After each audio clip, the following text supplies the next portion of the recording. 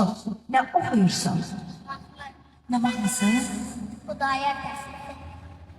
Xudayar təslifi. Gəlsin də Xudayar təslifi. Alqışlayaq da balamızı da. Alqışlar gəlsin. Eşq olsun. Hə, gəlsin.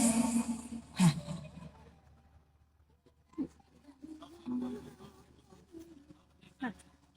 Dumanlı dağların başında durur, dumanlı başımı ben vurdum. Dumanlı dağların başında durur, dumanlı başımı ben vurdum. Çeşme yağmurda gözlerden yürür, dumanlı başıma dastanadır. Çeşme yağmurda gözlerden yürür, dumanlar başıma dastanadır.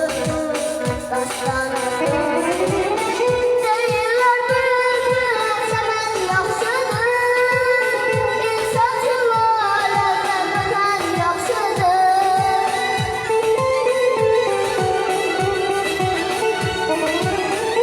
Deyirlər bülbül səmən yaxşıdır, insan sülaləsindən vətən yaxşıdır. Sayın sorma bəndən nədən yaxşıdır, anı gəlmək gönül dastanadır, dastanadır.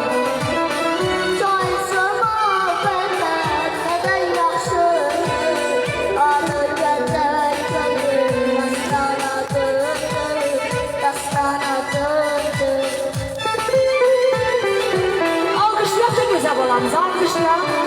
Halal olsun, həqiqətən də halal olsun ki, gör necə gözəl də oxuyur bu uşaq. Sən neçə yaşın var? Maşallah. Sırf.